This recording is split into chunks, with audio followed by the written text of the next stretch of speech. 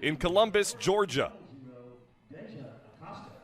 the 54-win Oregon Tech Owls and the 49-win Southern Oregon Raiders square off for the 7th time this season. Casey Schmidt in the circle throws the first pitch at 5:04 local time. Brad, we're underway, and I feel like now's the time to take a breath and calm down on the field. There's a lot of excitement. I've watched both teams warm up the hour and a half before game time, and you can see in the batting practice and infield, outfield, there's a lot of emotion, a lot of intensity going on in their warm-ups. Casey Smith, again, like you said before, this is her 5th time. I think she's they're all familiar with each one. So you don't know. I mean, from a pitching standpoint, hitting standpoint, you kind of throw everything out the window. You throw what you're good at, or Smith seems to be going back outside again like she did the last game last night. So I'm sure Southern Oregon, they've all seen her 15, 16, 17 times already. So this is going to be a good chess match. Figure out what adjustments both teams are going to make. Oregon Tech defeated Southern Oregon 5 times before coming to Georgia. Deja Acosta slaps to short. Across the diamond, it gets away from Puakea Milborn.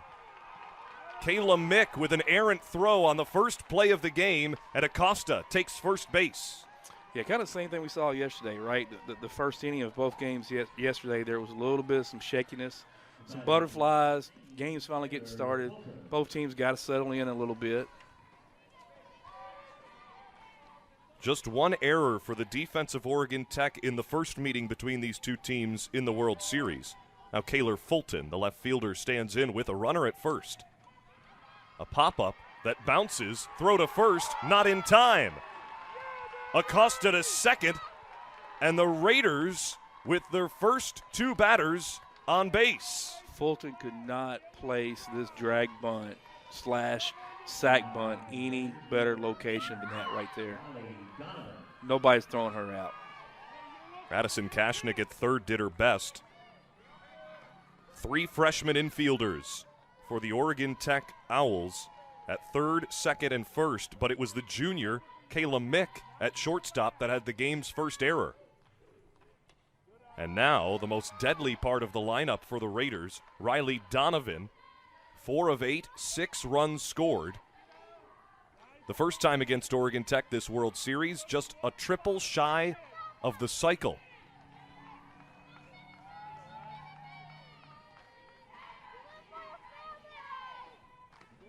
Yeah, this is a big moment.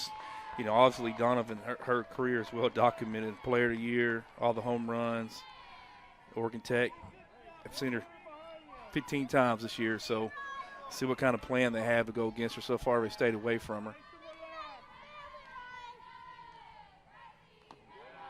Riley Donovan exploded for that home run, double, single performance against Oregon Tech that first meeting, though she hadn't had that luck throughout the regular season in the first 5 matchups. That includes a game in the Cascade Conference Tournament. Yeah, the research I did, I only got Donovan going 5 for 13 in the previous 6 games. So, why would you not stay away from the team's best hitter? It's hard to put numbers up when you're respected that way.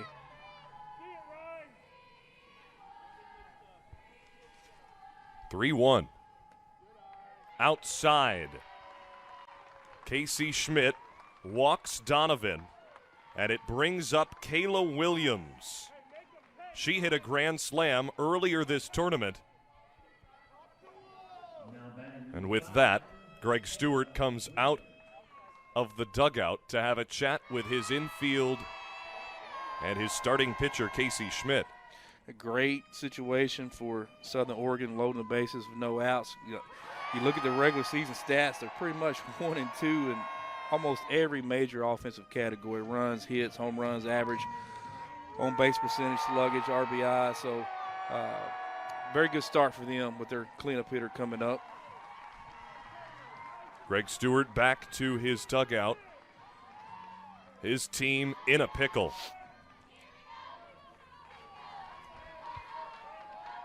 I think Williams is 4 for 17 during their series this year. There's nowhere to put her. No outs either. That error on Kayla Mick on the first batter really hurting now with no down and 3 runners on with Kayla Williams at the plate. She can really help herself with run support before she even takes the circle. To Schmidt, she tips it. Mick to first in time for 1, but Deja Acosta comes across the plate for the game's opening run in the top of the first. It's 1-0 Southern Oregon. It's kind of a win for both teams. Got an out, even though they wouldn't run. It wasn't a 2 RBI, 3 RBI situation, so kind of a win for both teams. Ashton Cathy steps in. 2 of 8 in the World Series with 2 singles.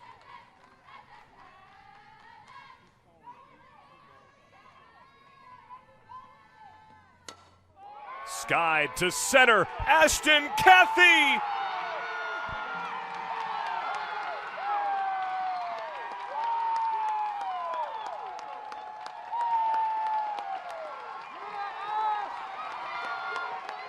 A 3-run bomb in the top of the first. Southern Oregon soaring in Georgia.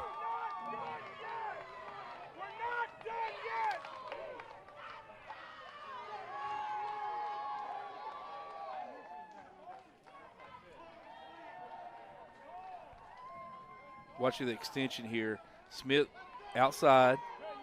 Nice. Going to the right, something Cumberland couldn't do last night. Working to the center, right center field. Cathy just stays on that ball. Shoulder stays in. It's probably a 235-foot. That's Cathy's 8th home run on the season. Good for second on the team. And the lineup doesn't get any easier now with Lauren Weinberg at the plate. Yeah, Lauren Weinberg's hit 400 in their series this week, so she has the highest average. To left field, it lands in fair territory. Weinberg turns at first and settles in at second. Just 1 out in the top of the first, and Southern Oregon keeps the bats hot. Yeah, Lauren Weinberg, she's leading the club, 400 batting average against Oregon Tech this year, so why not another first pitch? Double down left field line, stays hot.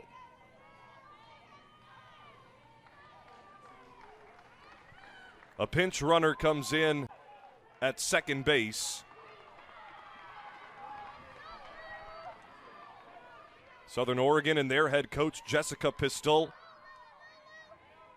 recognize that 4 runs may not be enough. Number 33, Tammy Clapp. Yeah, Jack, one of the worst things I hate as a coach is when we would put 3 or 4 or 5 runs up in the top of the first. You want to feel good about it, but then they got seven more at bats later, left, and it's far from over. By all means, you'll take the 3 or 4 runs. Yeah. You talk about yesterday. You mentioned a lot getting 1 run an inning. 4 to start the game. Not too shabby for the 2-time national champions. Grounded to third off the glove of Kashnik. The playback to her. Not in time. Cami Clapp scores after coming off the bench to pinch run. It's 5-0 in the first for the Raiders.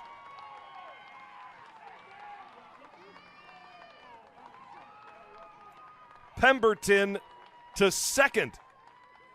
Yeah, that's that hard infield, big bounce. On the flip, ball bounces off the shoulder, goes in the dugout, gets the automatic 2 base. Just like that, a change in the circle for Oregon Tech. Casey Schmidt taken out. A new pitcher comes in. We will tell you about her on the other side of this break. Just the top of the first, Southern Oregon chases the sophomore Schmidt. Villiers' situation comes off the bench early with her team trailing. The junior against Marion in an elimination game yesterday. Came in after 2 1/3 innings of Casey Schmidt. In a similar spot, Schmidt gave up 5 runs. All of them were earned. Staub came in and finished the game with a shutout there on out, just allowing 3 hits. She got credit for the win. Just 2 earned runs against her all World Series, but she's in a pickle. 1 out, 5 runs have scored in this top of the first, and a runner at second as Sammy Pemberton advanced on the second error of the inning to the junior infielder Kayla Mick at shortstop. Yeah, Mackenzie Staub, she's familiar. She's 3-1 against Southern Oregon this year. You know, she lost the last game on May the 27th. So she's had success. Rip to second, Cook to first for out number 2. That's a way to help your junior pitcher as Lindsey Stripling goes down for just the second out of the first. I like Southern Oregon attacking early. We didn't see that last night a lot. And you've got to, you know, if you're Tech and their pitching staff, this is where you want to get ahead. We talked about last night, but yet you don't want to continue to throw strikes and let them swing the first pitch, second pitch. So it's a better approach there. Ball 1, then a strike. She wasn't swinging, so change the pace up. Try to slow the Raiders down a little bit. No one's been able to slow down curling this World Series. 6 of 8. Wow. 5 singles and a double. She gaps this one to left center, though it slices to the sophomore Zoe Allen. Oregon Tech gets back-to-back outs after replacing Casey Schmidt. Not before the Southern Oregon Raiders put up 5 runs in the top of the first by Southern Oregon at the plate. This, our first look at them in the field. And our first look at Kayla Williams in the circle. 18 innings pitched. She has yet to be pulled for the Raiders this World Series. Just 8 hits allowed and 2 earned runs against, the fewest of any team in the NAIA Softball World Series this season. 10 strikeouts as well. Brad Huskisson, what have you seen from Kayla Williams in your research? She's pitched more innings against against Oregon Tech than the rest of the pitchers, and she's I have her down as a 1 for 2.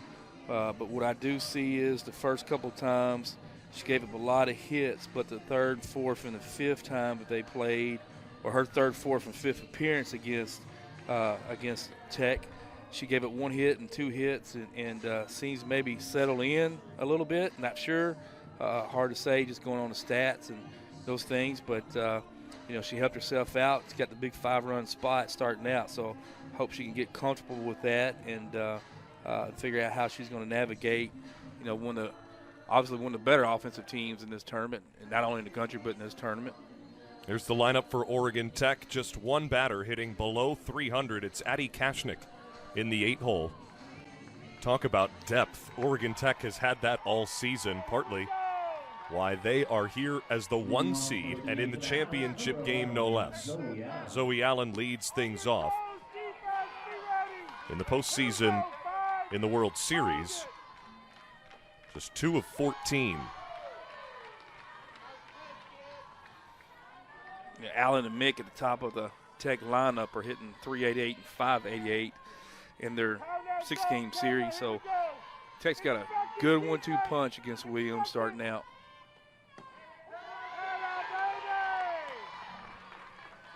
Columbus, Georgia, host site of the 2023 NAIA Softball World Series.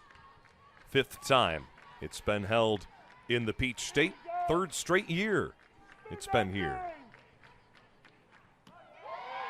Home of USA Softball at the South Commons Softball Ground. It's about 6 different diamonds on this complex. Teams able to warm up, take BP, and then get ready to move over to R.G. Jones Field.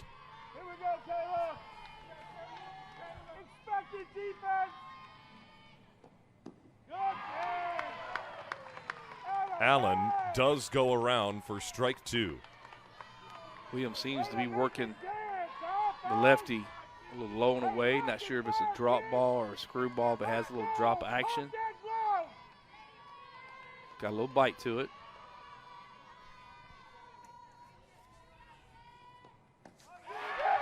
A swing and a miss for strike 3. It's a very good location, Williams. And then, again, I'm not sure if it's, she calls it a drop or if it's a screw, if it has a drop action, but it's definitely got the action at the end. This is the hottest hitter. This is one she's had problems with all year. Kayla Mick, I think she's batting .588 against Southern Oregon. Their defensive alignment, we'll get back to it in just a moment. As it's bounced to Williams, she makes the run and the toss to Jordan Henderson for out number 2. 2 up, 2 down to start the bottom of the first. Now a full look at the Southern Oregon defense.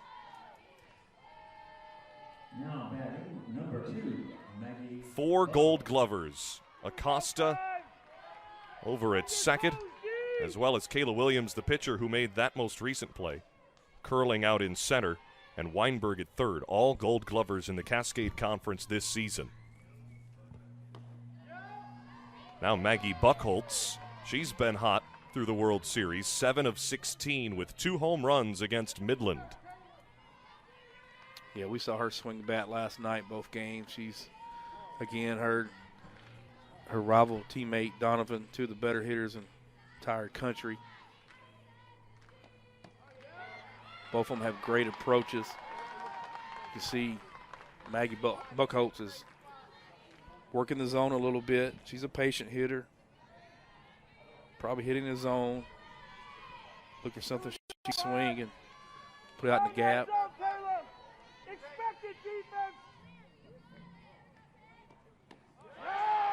Buckholtz has bounced around in her path to Oregon Tech. Originally was going to the University of Oregon.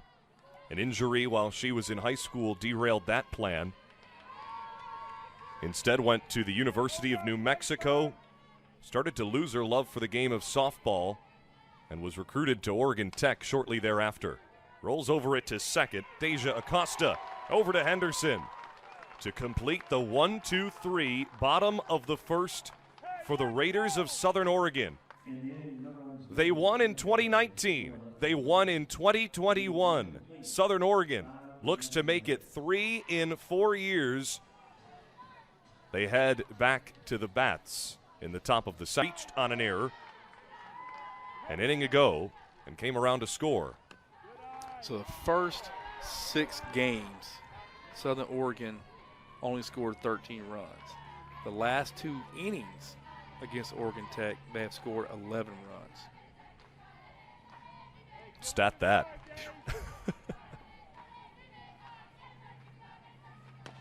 Acosta with a hot shot foul.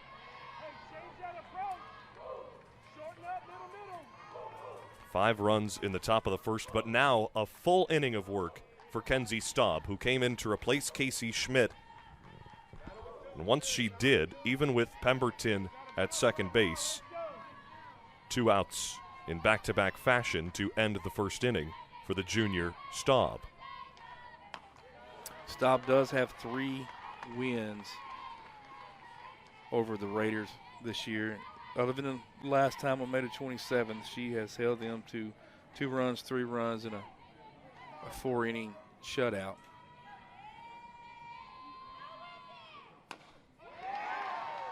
To right field, it drops before getting to Buckholtz. Acosta, her first hit on the day for her second time to first base. Great piece of hitting by Acosta. She only was seeing outside stuff, and you see her keep her hands inside the ball and just let the barrel do the rest.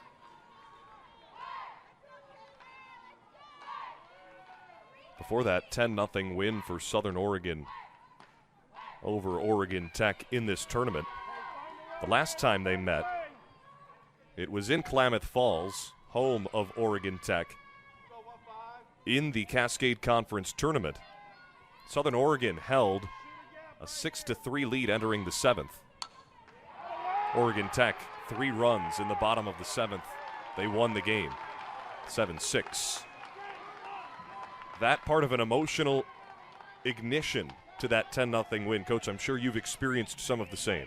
Yeah, you know, I could talk about one of our rivals from this year, and we got on a roll, and then something flips, and they get on a roll, and it's just you ride the momentum as long as you can. And Fulton with a great little push bunt. Not many slabbers can do what she just did. It's not a full slab. It's not a push bunt. It's a little bit of a soft contact, but just right in the perfect 5-6 location. And the scorebook goes down as a bunt single. That puts Acosta to second with no outs. After already losing in this tournament to this team 10-0, what is being talked about in the dugout between innings for Oregon Tech? Well, they're in a hard spot right now. You know, they came out and won both games yesterday, probably reeling a little bit from the loss against them previously, and hoping to come off to a good start. And you get off to this kind of start, you know, it's a long road now, trying to get mentally back in a good mindset to throw stop signs up on the pitching and defense and try to manufacture some runs. And that's a good start. That's a good start. Striking out Riley Donovan is not an easy task. Kenzie Staub does it. You find anything you can right now to try to flip the momentum back your way. Striking out Riley Donovan is a pretty good way to start, because that don't happen very often. A big swing and a miss for Kayla Williams. I think, you know, Tech is still working the outside part of the plate, and Southern Oregon is still being aggressive early on, but I think the speed change has caused them to maybe mishit some balls and be a little bit not on time compared to when Smith was throwing. Movement might have been a little different, speed might have been a little different, but it seems like right now Southern Oregon having a little bit harder time getting timed up. It's a second. Oregon Tech gets one but not the other, as Fulton is thrown out at second. Acosta moves to third, while Williams beats out the double play ball and keeps the top of the second going. A nice little, almost a nice little turn. Good footwork up the middle. Just a little bit too fast, getting down the line. That strikeout earlier in the inning on Donovan, her first against the Owls all year. Yeah. Something to build momentum off of. If they can get a big out right here to close this top of the second without allowing Southern Oregon to score, then that's something they can build on going back in the dugout.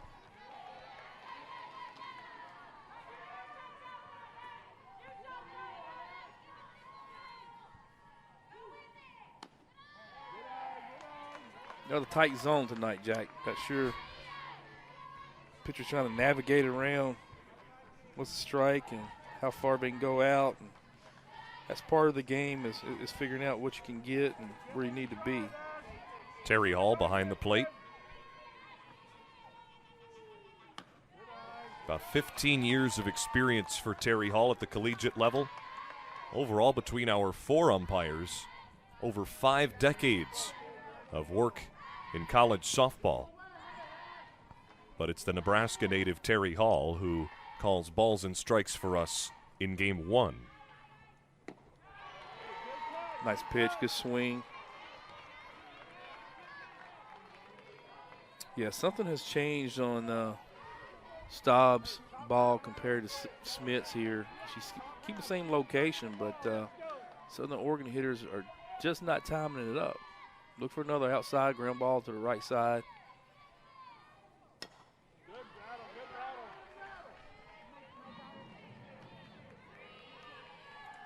Is it a difference in the movement from Staub compared to Schmidt. Yeah, without knowing them personally and seeing it, but a lot of times it's movement, how many rotations each pitcher's ball spins, could be the speed difference, and then it'll take maybe 1 or 2 miles per hour difference or.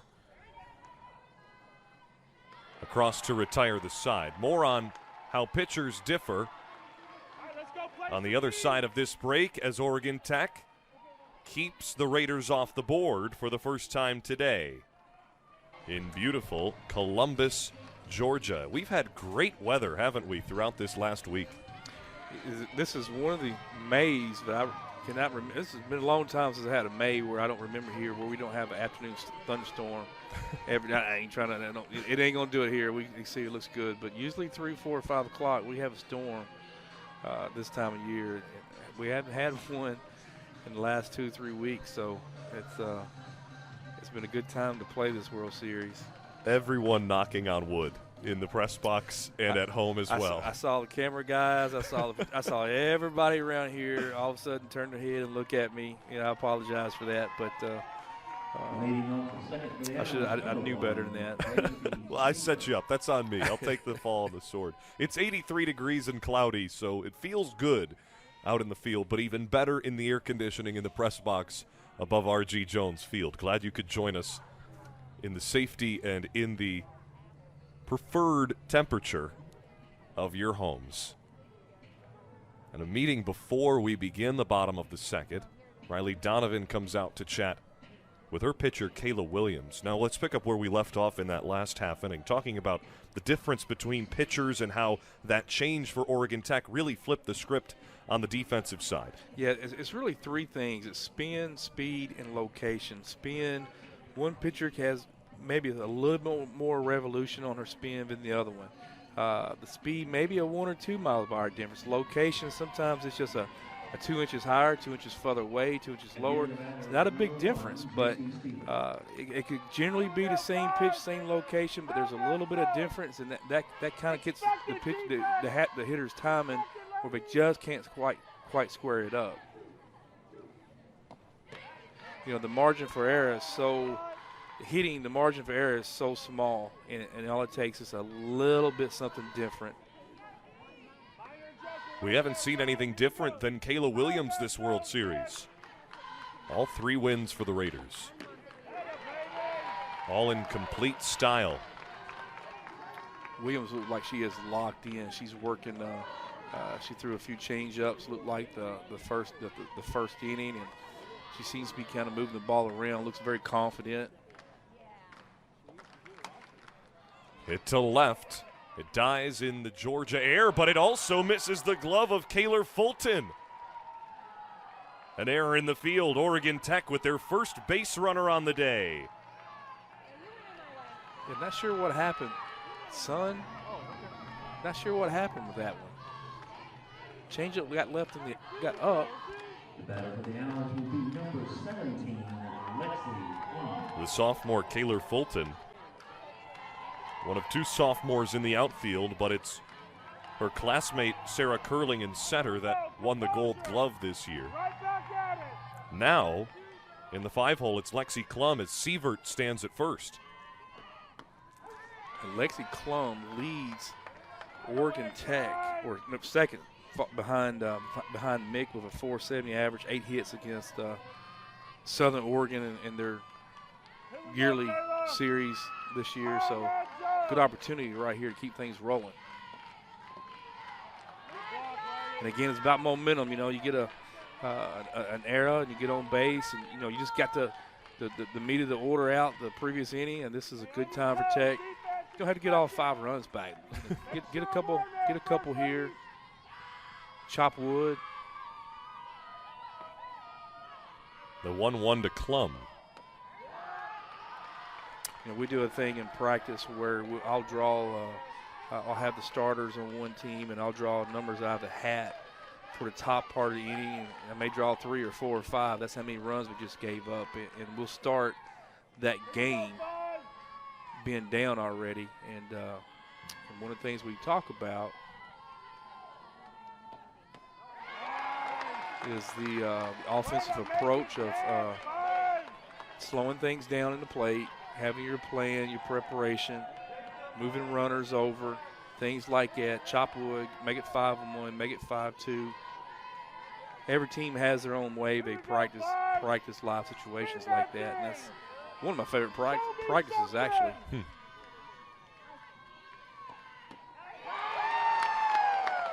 It's a great pitch by Williams.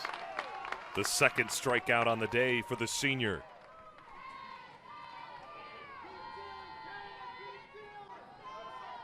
The batter will be the pitcher, number 15. Well, it was an error that ignited the first inning of Southern Oregon. To the leadoff batter, Deja Acosta reached on an error within the infield, and the rest is all in the books. 5 runs in the top of the first. The leadoff batter, Sievert, in this bottom of the second for Oregon Tech, reached on an error. Hoping for the same story are the Owls. Yeah, Oregon Tech really, you strike out, you need to have a good AB right back. You don't want to give up 2 outs in a row. And that's kind of offensively what you're thinking. And if you're Southern Oregon, you know, you practice being ahead sometimes in your live situation practices and games, and you don't get relaxed and get complacent. You stay aggressive. And right now, Williams continues to pound the corners of the plate up and down and around a little bit on the outside. So she's not giving an inch.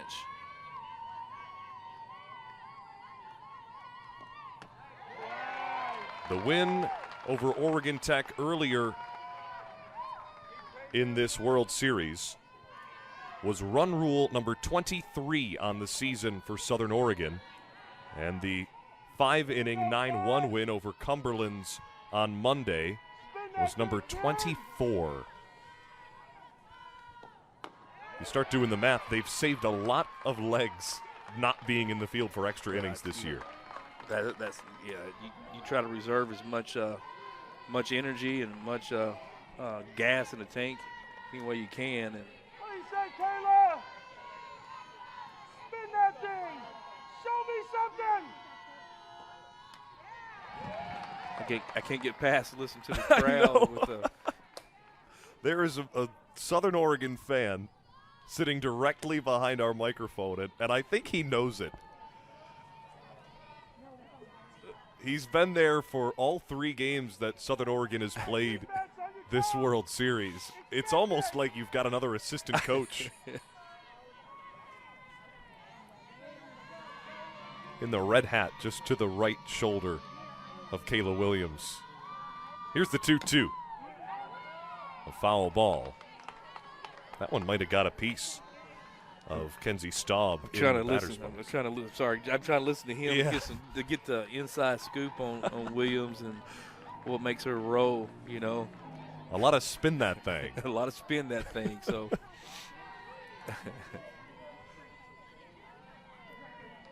One out, one on. 2-2 for Kayla Williams to her now opposing pitcher Kenzie Staub. Another good change of speed, working low in the zone. Something to note, Oregon Tech batters are making Williams throw a lot of pitches in the second inning. See if that comes back in the 4th or 5th or not. Kayla, you got this. Though a 1-2-3 first inning for Williams helps out a lot. Rolled over to third, to second for 1. Not in time on the throw to first as Staub beat it out. Yeah, another good pitch. We saw a lot last night of hitters rolling over some outside balls instead of going with it. And you see right here, she gets another 1-2 hawk ground ball to the third baseman, double play depth. Man, Acosta really fired that thing out. It just didn't get to Henderson in time from second to first. But credit Lauren Weinberg recognizing there was a chance at 2 when it was hit to her at third base. Puakea Milborn up the middle for a base hit.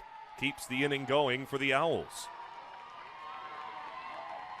You know, going back to the previous play, you know, I get asked this question a lot. Why is there not a lot of double plays in softball? And than it is compared to baseball. And there's a difference in the distance and the bases. And you know, the female athlete and the male athlete both pretty much have almost the same running time. Not a whole lot of difference, but you take the 30 feet away, so it makes it harder. But the biggest, the plus what you want in softball is positioning. And Southern Oregon was in a very good position right there. The third baseman was. So if you can get position, get a ball hit right at you, it gives you a good opportunity to turn it over play. Baseball bases 90 feet apart, although that may be shrinking with larger bases coming into play, but typically 90 feet here at the softball complex of USA Softball, and across the country it's 60 feet. Kashnik to second. Acosta plenty of time to retire the side and leave two stranded for Oregon Tech, who are shut out through 2 innings. 5-0 remains the lead for Southern Oregon. In the inning for the Owls, there were no runs, 1 hit, 1 error, 2 runners left on base. After 2 complete.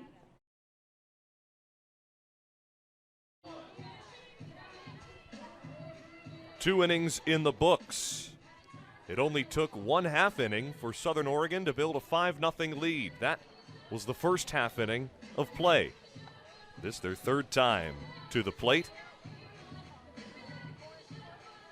6, 7, 8 due up, starting with Lauren Weinberg, who reached on a double back in the first and came around to score the last run that was scored in this game, number 5 for the Raiders.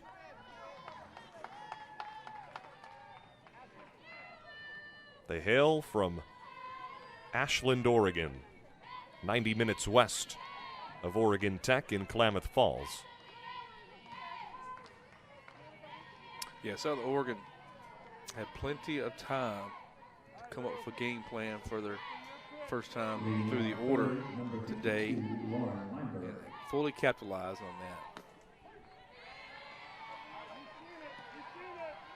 And it's part of the chess match of coaches and players and video and being familiar with teams. And it worked the first time through. Now they changed pitchers, so now it's time to make another change. And what's your backup plan for the next pitcher?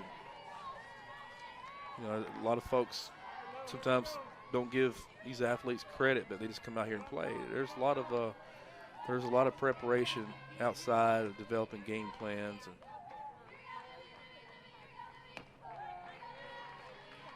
when you're watching film for softball, are you watching the batters or the pitchers? What do you break down in that? it depends on what it could be either way. We do both sessions where our hitters are looking against other teams' pitchers and our pitchers are watching other teams' hitters, and we'll separate those sessions. And you're looking for tendencies, and you're looking for what their best pitch, what their go-to pitch is, what pitch they throw on certain counts. It's not the way it was 15, 20 years ago. All the technology has changed our game.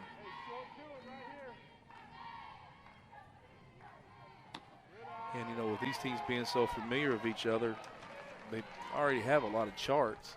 So we probably don't have to watch a lot of video, but, you look back at something and maybe, I'm not sure how they do it, but maybe you look back and say, okay, well, we know that Smith's going to throw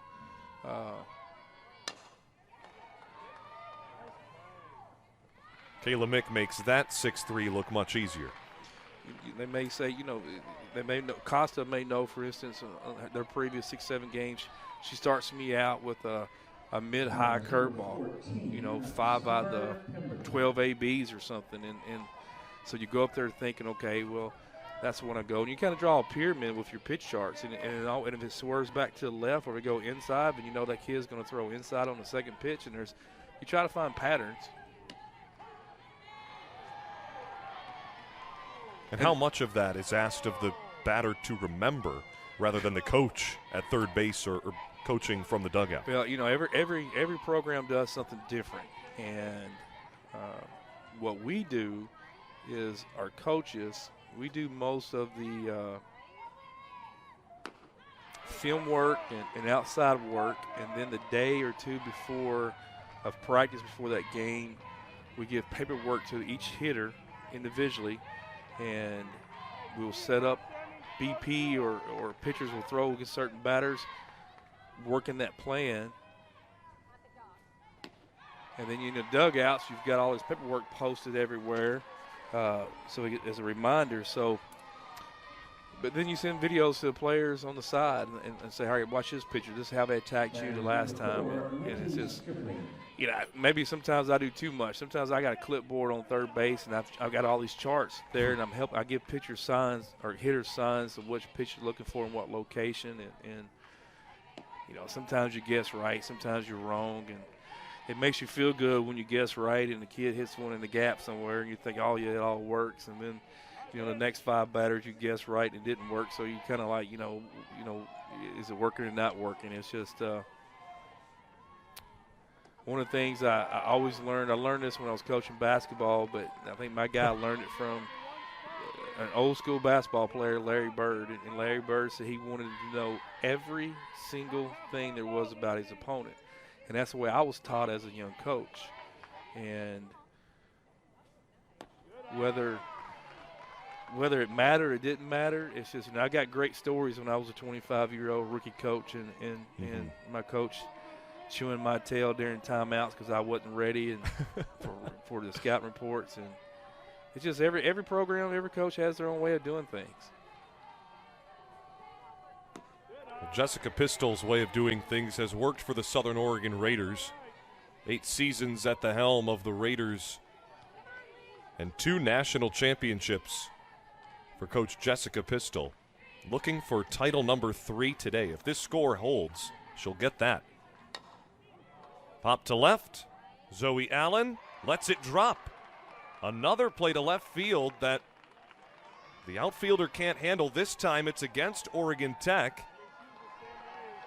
And Lindsey Stripling with 2 outs gets it first. There's definitely something going on in left field. Actually, at second, she goes all the way around first base for a double. Right there, just misread by the sophomore Zoe Allen. Her and her fellow classmate and opponent, Kaylor Fulton, can have a conversation about that later.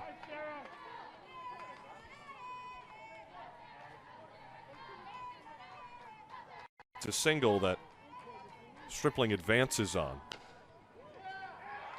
To second. Despite the bobble, the freshman Nita Cook gets it to Milbourne in time to leave Stripling stranded. Oregon Tech, their infield giving help to their outfield, gets out of the inning. To the bottom of the 3rd, the Owls still looking for their first run.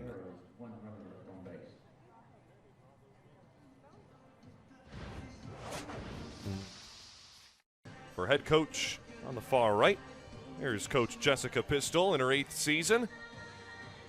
Quite impressive this year, the Cascade Conference Character Coach of the Year.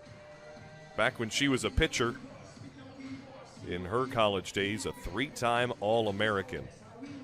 2-time national champion coach with Southern Oregon, looking for number 3 this season. She took a break in 2020, as COVID hit the world. She went to another program but came back. She went to USD. But with the Toreros in 2020, she went 15-12. And as she said in an interview with the NAIA softball group, she said, as COVID affected many people during that time, plans changed, life plans changed, and luckily for her, it was a welcoming group at Southern Oregon, not only with the administration, but with the players that she had left just a year prior. They all welcomed her back with open arms. Well, she's done an excellent job over there. Of course, we all know COVID hit the reset button for a lot of people, and I actually friends with one of her former players, Sydney Sterner, played back I think probably in her first or second year. Sydney Sterner just got named head softball coach at Union University in Jackson, Tennessee. So the softball circle, you know, expands, but she's done an excellent job, and I had the one connection, so I know she's put out some good players and some good people.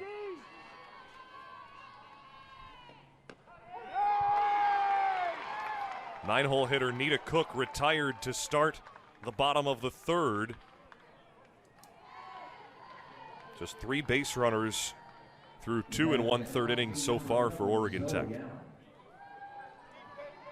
Yeah, Williams is dialed in right now. I mean, she's working all of her spots, and you can see that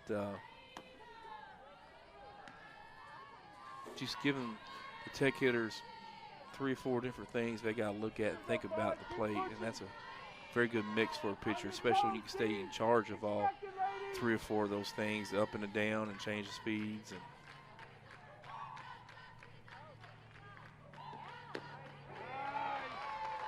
Zoe Allen at the plate, struck out swinging in the first.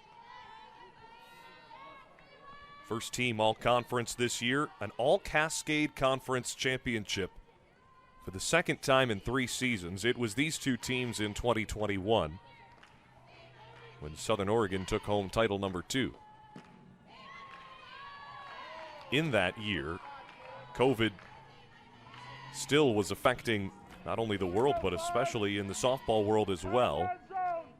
In a conversation I had with Riley Donovan, I asked her how different it was this run to the championship than in 2021. They were still getting tested every morning back in 2021. it's one of the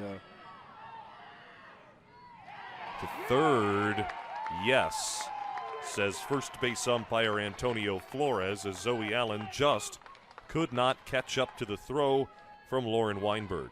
No, for most of us, we question, which was toughest, having the season canceled in the middle of the year or the following year of all the rules and guidelines that we had to follow that just didn't feel right, didn't seem right. At least we were there, so I guess it's better to be there than not. But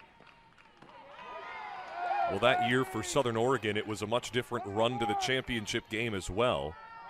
They lost in their second game of the tournament to another Cascade Conference foe in the College of Idaho and had to fight their way through the losers bracket, much like Oregon Tech has this year. Williams with the quick reflexes and the toss to Henderson to end the third. 1, 2, 3 for the defense of the Raiders. Entering the fourth, Southern Oregon hanging on to the lead they built in the first. 5-0. Let's go, Bats. Need to wake them up. 5-0 remains our score for Southern Oregon to the top of the fourth. The Raiders another chance to add a cushion here in Columbus, Georgia. A look at the defensive head coach for this half inning, Greg Stewart. 19 seasons at the helm for the man on the right. Your attention, please, now. He looks for win number 700 today. Back-to-back Cascade Conference Coach of the Year. Won the title over a decade ago and was the NAIA Coach of the Year then. Played baseball at Sterling College in Kansas. Then a head coach at Bluefield State for a little bit. You might know them quite well at the NCAA Division II. yeah, Coach has been around a little bit, and 699 wins. That is a very, very successful career. And I was impressed with all these timeouts he had yesterday in both of the doubleheaders, and they came at the right time. And every time he came out, it changed what it is was going on. And I know he's working hard now, trying to figure out how to get his offense on the board. This team has bounced back from being shut out before this season as they lost 10-0 to Southern Oregon in their first meeting of the World Series. Acosta to third, Kashnik to Milborn for 1. In the opening round, in the championship game, number 1, Oregon Tech had already defeated St. Xavier in their first meeting of the opening round. They lost game 1 of the championship day 3-0. And after that shutout, Greg Stewart knew that his team had more in them and got the bats going for game number 2. They defeated St. Xavier 5-2 in the second of 2 meetings on Championship Wednesday. That was 2 weeks ago now. feels a lot longer than it actually was. Yeah. Well, they've shut the offense down of the Raiders the last 2 innings, and another great pitch. Kayla Mick got down to make that play. How did the junior keep that one off the dirt? That was real impressive. Now batting number 13. I like the aggressiveness of the Tech infielders, both the third and the shortstop there, the last 2 plays, coming forward on those ground balls, not let it take a big hop. The liner grabbed by Mick that retires Fulton for out number 2. How much would a 1-2-3 inning help these Owls at this point in time? Trying to find that momentum, and again, 5 runs is not insurmountable when you're still in the middle part of the game, and they've seemed to have shut the offense down, the Raiders, and get another big inning here and keep clicking at it. You know, Tech will be coming up with Buckholz leading off. I think that's right, she'll be leading off, and the bottom of the 4th. For Riley Donovan at the plate. We mentioned in the open how she knows what it takes to win a national title, winning it in 2021 with these Raiders. Hit the go-ahead solo home run in the top of the 9th and was named World Series MVP in a 7-5 win in 9 innings over Oregon Tech. That almost 2 years ago to the day. Yeah, you can watch her pregame, take some warm-up cuts in front of the dugout, and up the middle, Donovan splits not only second and short, but also the 2 outfielders. A good toss from Lexi Klum all the way back at the fence. Holds the catcher at first with 2 down. yeah, going back to watching Donovan swing the bat a little bit in front of the dugout pregame. She wasn't just swinging the bat to be swinging the bat. You can see her working mentally and physically on her swing, and that's why she's such a great hitter. She doesn't just always turn it on and off. It always stays on. Up the middle, this time Mick makes the play at second. It's not 1-2-3, but pretty darn close to it. Donovan left stranded at first. Williams grounds out to end the top of the 4th. Oregon Tech still looking for run number 1, though they've got a good part of their lineup coming up. It's 3, 4, 5 due up in the bottom of the 4th. A softball World Series. It was a 10-0 win in 6th innings for Southern Oregon. That coming just a couple of days ago, last week, in what was an anticipated matchup. Southern Oregon really took care of the Owls on Saturday. 10-0, the Owls didn't stand a chance, and frankly, the line score is looking a lot similar now that it did in that game, with Oregon Tech shut out through 3.5. Very similar. This is the inning for Tech to get going. You get your 3, 4, 5 hitters up, bottom of the 4th. That means they're going to get a chance to bat again, either in the 6th or the 7th, and this is a time to start getting some things going and crack into the lead a little bit.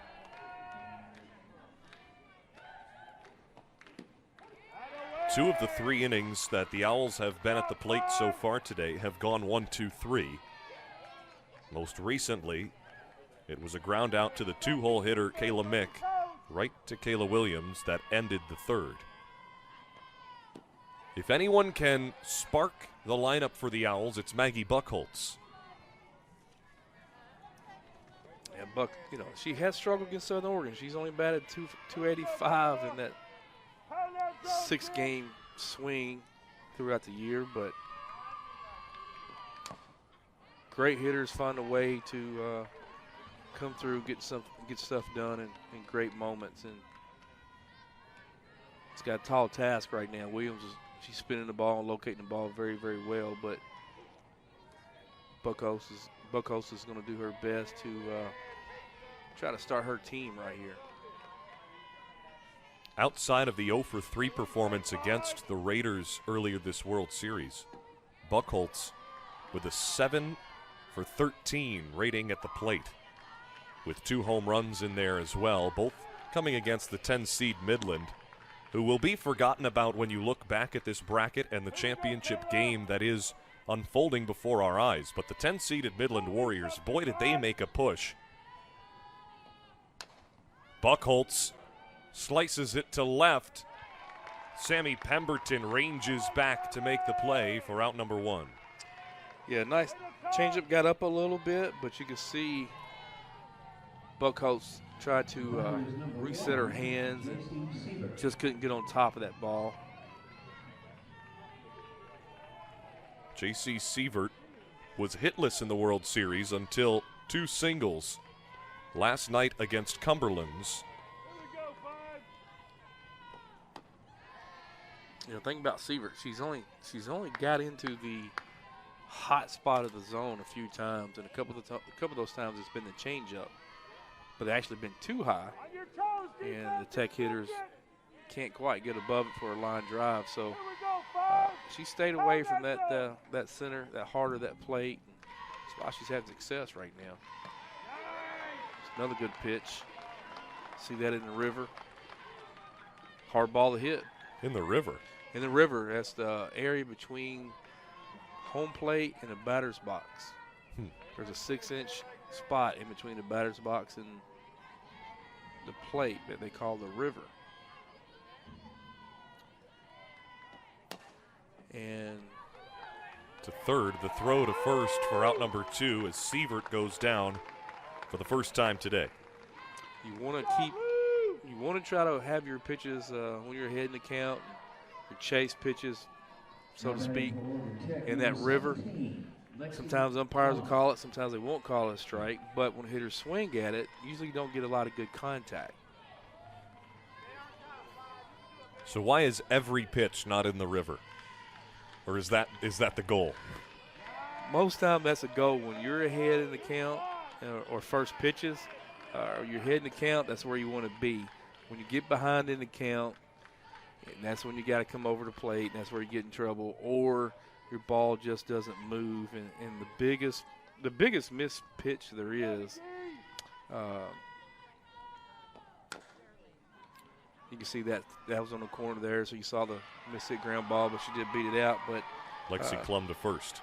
A lot of times, pitchers are working that curveball, trying to hit that river, but they don't quite break their wrist, or the lead foot doesn't quite step the right amount of direction, and that ball will creep over home plate, much like a baseball curveball 12-6 that they call hang. They don't quite snap it right, and those are the balls that get left over the plate, and that's usually where pitchers are giving up big hits. So they're trying to throw the river every time, but it's not. It's hard to duplicate that. But right now, Williams is pretty much, she's throwing at a high level. I would say she's probably running around 95%. She's hitting her spots. And Pound that zone, kid.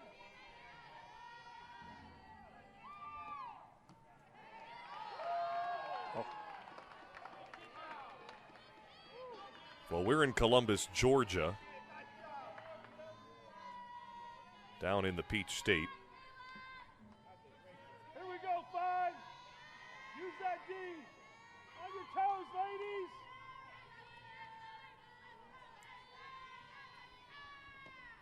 ladies. What's this river we're right on the banks of here in Columbus? Chattahoochee. Chattahoochee. The Chattahoochee. I knew I crossed a bridge coming into Columbus. Now that pours out of Lake Oliver, for those familiar with the geography. But I didn't want to mispronounce the name of the river. Chattahoochee, the Al Jackson What do you say, 5? song, Chattahoochee. Spin that thing. 2 outs, the 1-2 from Williams. To right field, it drops for a fair ball. Klum on her horse, held up at third base. Kenzie Staub with the 2-out single to advance the runner 120 feet across the diamond. I really like Mackenzie Staub. She was a player of the night for me last night. And change up, again, that change up got up a little bit, and she was able just to get enough of the end of the bat to get that thing and die in between that short right field and triangle the second base and first baseman. And good opportunity for Melbourne, and last night, you saw her last night. She was swinging a good hard bat. So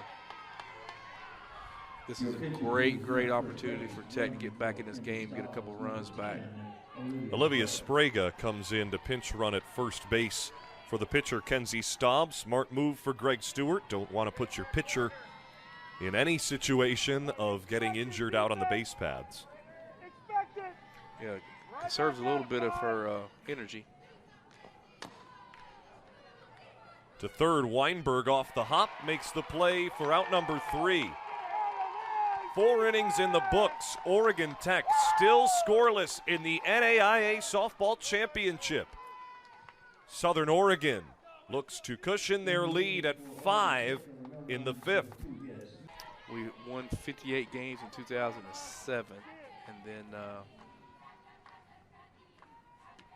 the kids got hot and stayed hot, and we had a few injuries towards the end of the year, but 46 wins is the second most in program history. And you know, I coached a few years at Brescia, NAIA school up in Kentucky, and we had won 44 there one time. So very proud of how the season went this year.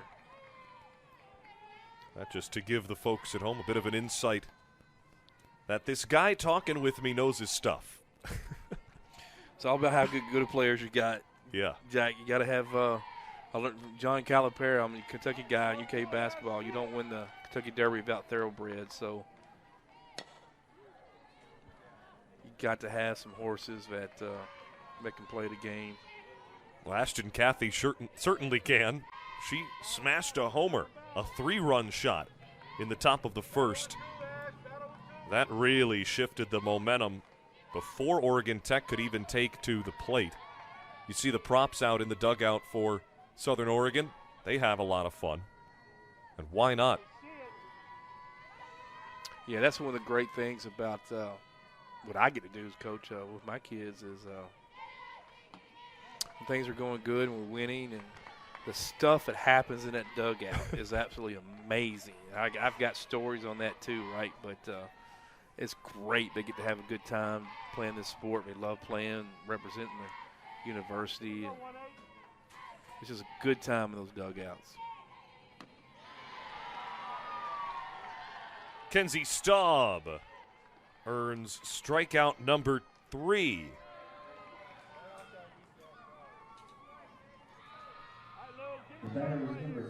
Ashton Cathy goes down swinging. Yeah, that's nice. That's a good start, and the kid's hot. As you said, hit the home run in the first inning. That's another good inning. Good start to an inning. A Smith. Yeah, ever since Schmidt has been taken out, Kenzie Staub has looked good. Yeah, excuse me, Mackenzie Staub, yes, right. 3 strikeouts, 55 pitches now, and 4 full innings of work. Weinberg lofts it to left and drops it in the bucket. A 1-out single. Lauren Weinberg has had quite a story as well. Overcame a season-ending ACL injury last year. Was a part-time starter on the World Series championship team 2 years ago. Came back off that ACL injury this year. Not a big deal. Won the Cascade Conference Gold Glove Award for a play at third base. Puts together a great swing there. Has 2 great swings in her first at bat. That ball, that's that curve ball that doesn't quite make it to the river, and she gets her hands extended and gets the barrel part to the ball, and gets her another ball in the left center gap. Pemberton almost sent that one into the Chattahoochee. If she would have straightened it out, that would have brought home Weinberg. Instead, it's strike 1. Yeah, you can kind of see the hitters are maybe starting to catch up a little bit on Staub, and Buchholz reads it well off the bat of Pemberton for out 2. Yeah, the Raiders are starting to maybe settle in a little bit to McKenzie's spin and time and of her pitch, and a couple hard hit balls in the last 2 ABs.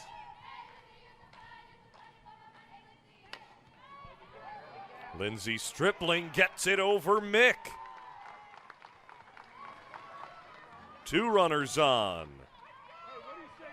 Even with a 5-0 lead, Southern Oregon.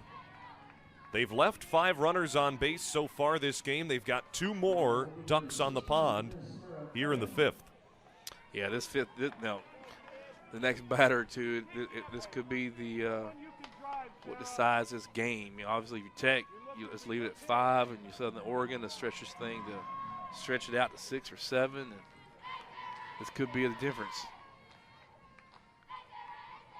Curling has yet to reach today, 0 for 2. But it's the top of the lineup after her. Yeah, they need to go get Curling with 2 outs and try to get a ground ball in this infield. You see the second baseman playing back a little bit. Maybe they're going to throw inside. Maybe she's a pull slapper. Good inside pitch. Terry Hall calls that one for strike 2.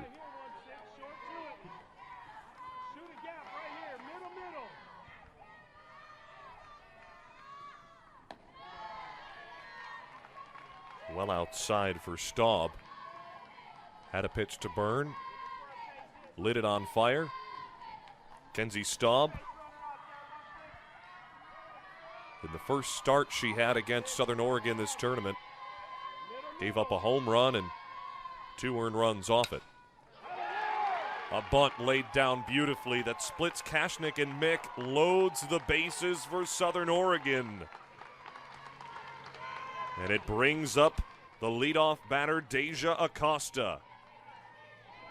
Tell you what, good location. Probably got up a little bit, but Curling stays. She slows her footwork down and stays on the ball just long enough to slap it over the 5-6 hole.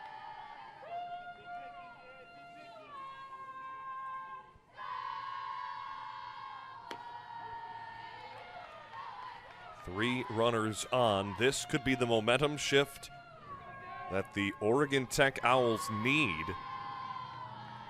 to keep their hopes alive at championship number 2 in program's history and first since 2011.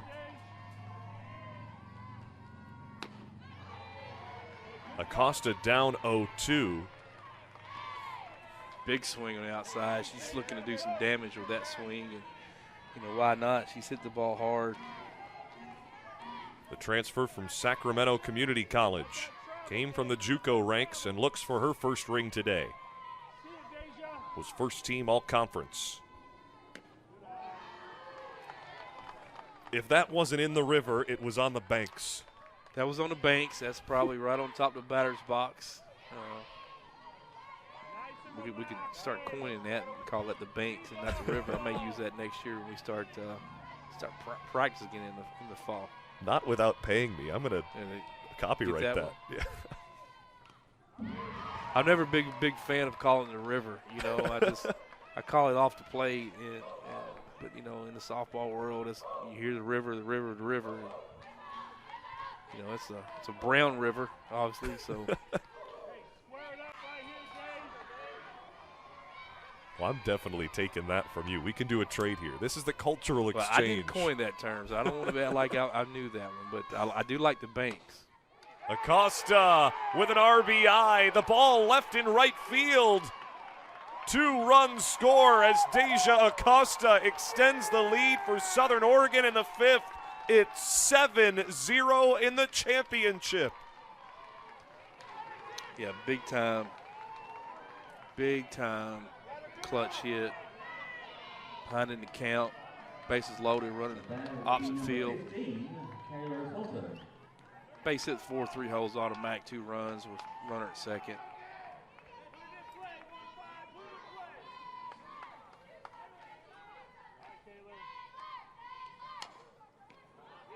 Hit to the pitcher. Staub fumbles it twice. The Owls can't catch a break. Bases are loaded once more.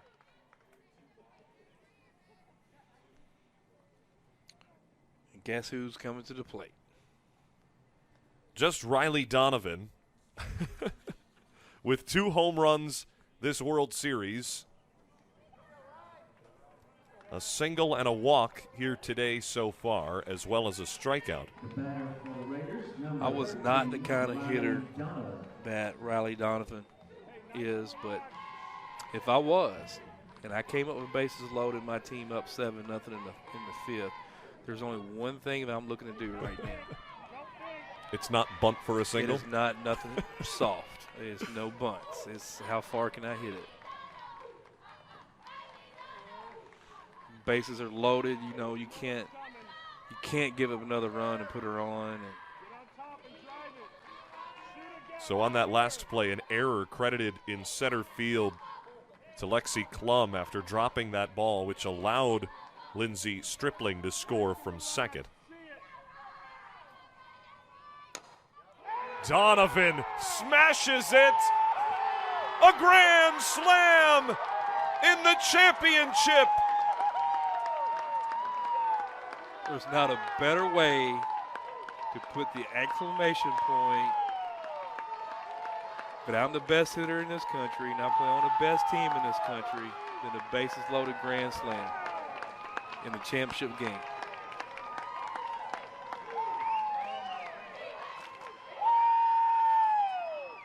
Home run number 23 on the year. Riley Donovan already set the single-season home run record. You see her go down low and get that, had a little pitch and toe stance, and she digs down, get the barrel head underneath the ball just a tad, right center gap. It's pure domination from the Raiders on Championship Wednesday. 11-0. And just like that, a 6-run top of the 5th, and Oregon Tech is down to their last 3 outs. An 8-run mercy rule after 5 innings of play. If Oregon Tech doesn't A, get out of this inning without suffering any more damage, and B, put up at least 4 runs, this ball game is over in the next 4 outs. Hit to second, Nita Cook to Milbourne. That ends the long inning for the Tech defense in the field. Oregon Tech needs to put up 4 in the bottom of the 5th, or a champion will be crowned in moments. Conference rival, Southern Oregon, are 3 outs away from claiming the national championship and mercy ruling their Cascade Conference foe for the 2nd time in 2 meetings in the World Series. This year, the series began with a 7-0 and a 10-2 mercy rule for Oregon Tech, winning both in Klamath Falls.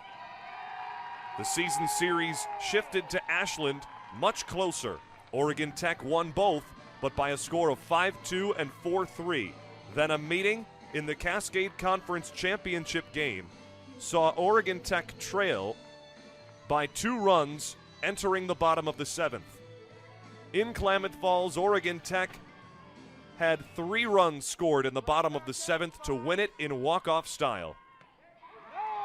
A meeting on Saturday at the World Series saw Southern Oregon mercy rule their rival 10-0 in 6 innings to send them to the semifinal. A 9-1 mercy of Cumberland's brought them to the championship. And they're 3 outs away of defeating Oregon Tech, who came in as the 1 seed in 5 innings, 11-0 through 4.5 in Columbus, Georgia. Addie Kashnik, the leadoff batter for the Owls in the 5th, is 0 of 1 today. 2 base runners left stranded in both the 2nd and 4th innings for the Owls. Could be the difference. It's 8-9-1 due up for Oregon Tech. Yeah, you can. Nice pitch. Strikeout number 4 for Kayla Williams. What I was going to say, Jack, is even though it's 11-0, it's closer than that. And what I mean by that, you look at the whole series and it's hard to explain what I'm saying here. But a pinch hitter, sorry to cut you off, Coach, Maddie DeVerna steps up. And she hits it to short. Pemberton, a long throw, doesn't make it. Maddie DeVerna with her first hit in her first at-bat of the World Series off the bench. It's hard to explain, but in softball, you play so many teams so many times that 1 or 2 bad plays and all of a sudden it leads these big innings. And I've been a part of it this year, been a part of it several years, and it's just so even though the score is 11-0 and you know, right now if Southern Oregon holds true, they're going to be 2-5 against Tech. It's just a hard thing, and it's a great thing about softball at every level is that you keep playing and nice change up. But it's really, you look at the scoreboard and it's big innings, and those big innings, again, I've lived it. The big innings are a mistake pitch, a mistake play, and it leads to a big inning because everybody's so talented, everybody's so good, and it just kind of looks like the game gets away from you, but it kind of doesn't. Oregon Tech hopes to have one of those innings here. They need to put 4 up in this bottom of the 5th in the next 2 outs, or this game is over and the season is over. The NAIA Championship trophy and red banner will be delivered to Southern Oregon unless the Owls put up 4 or more in this inning.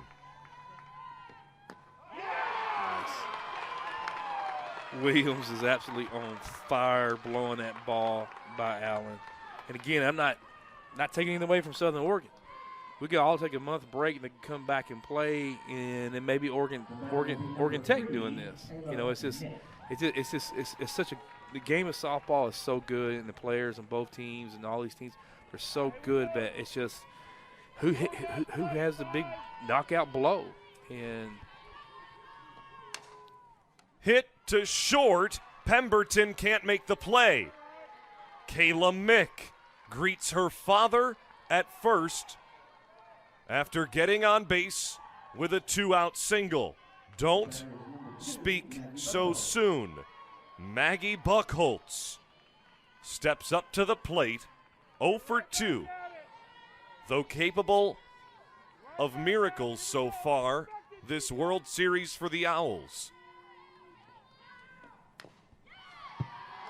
Fouled away. What a season it's been for Southern Oregon. 0-5 against their rival. They lost in the opening round in game number 1 to Vanguard. They fought through the loser's bracket to beat Reinhardt 2 times, hosting the opening round to earn their bid to the World Series. They got the 4 seed. They knew a meeting with their conference foe, Oregon Tech, was in sight. They beat them 10-0 in Mercy Rule style at their first chance against the team who had swept them, not only in the regular season, but the Cascade Conference Championship as well. They rolled through the 3-seed Cumberlands with a Mercy Rule of 9-1 in 5 innings. Kayla Williams has pitched every inning so far this World Series for Southern Oregon, suffering just 2 runs against on 2 home runs. 2 runners on base. With Mick at first and DeVerna at second, to left field, Kaylor Fulton secures the red banner. Southern Oregon, champions of the NAIA for the 3rd time in 4 years. Your final totals for today's championship game: Southern Oregon 11 runs on 13 hits, 1 error. For Oregon Tech, no runs on 5 Yeah, hits. Kayla Williams